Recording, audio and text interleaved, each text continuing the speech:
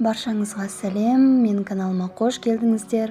Бүгін сіздерге өте дәмді, қол жетімді заттардан жасалатын осындай балды печеньелердің рецептімен бөлісетін боламын. Бар жоғы 10 минутта дайын болады. Балапандарыңызға жасап берсеңіздер, өте керемет. Ең алдымен ыдысымызға шекерді саламыз. Оның үстінен бөлме температурасында тұрған жұмсақ сары майымызды салып, екеуін жақсылап араластырып аламыз.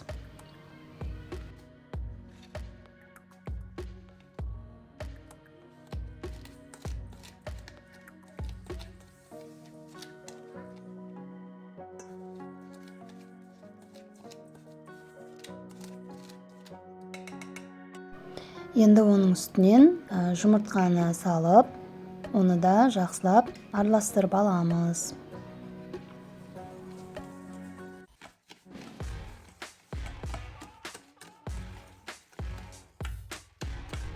Содан соң балымызды саламыз.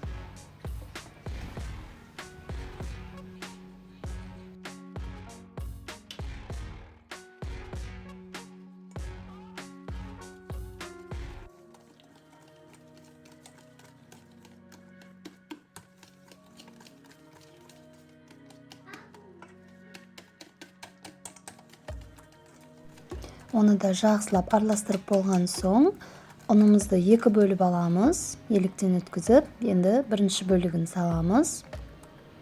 Оның үстінен разрыхлительді саламыз.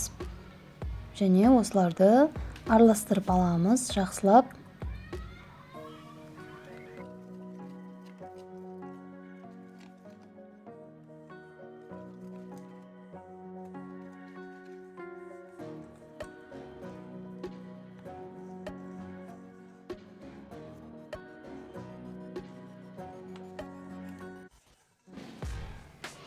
Енді екінші бөлігін саламыз ұнның. Оны да енді жақсылап араластырып, жұмсақ, қолға жабыспайтын қамыр жасап аламыз.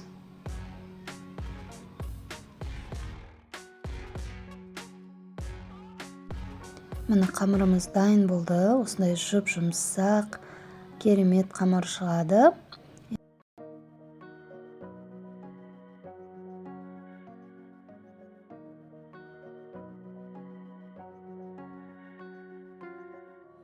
Енді осы қамырымызды екіге бөліп аламыз.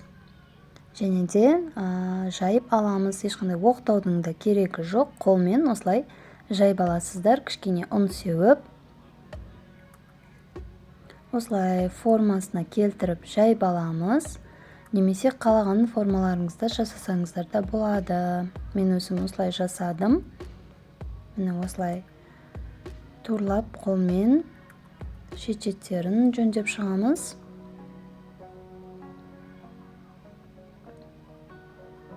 Шпательмен жөндеп шықтым мен. Осылай бетін тегістеп.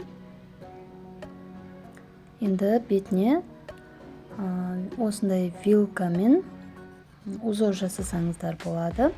Өз қалауларыңыз бойынша. Енді печеньелерді осылай кесіп шығамыз. Осылай кішкентай етіп кесіп аламыз. Және оны пергамент қағазына орналастырып қоямыз. Екінші қамырымызда дәл солай жайып аламыз да, осылай дәл осындай етіп кесіп аламыз. Менде 24 дана шықты. Енді осы печеньелерімізді қызып тұрған пеште 180 градуста 7-8-10 минутқа қойып аламыз. Печеньелеріміз пісіп шықты.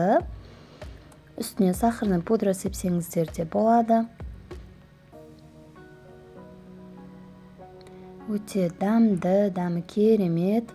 Магазиннен сатып алғанша осылай үйде қол жетімді заттардан үйде балапандарыңызға жасап берсеңіздер болады. Видео ұнаған болса лайк басып, менің каналыма тіркеліп қойыңыздар. Алдағы уақытта тағы рецепттер болады.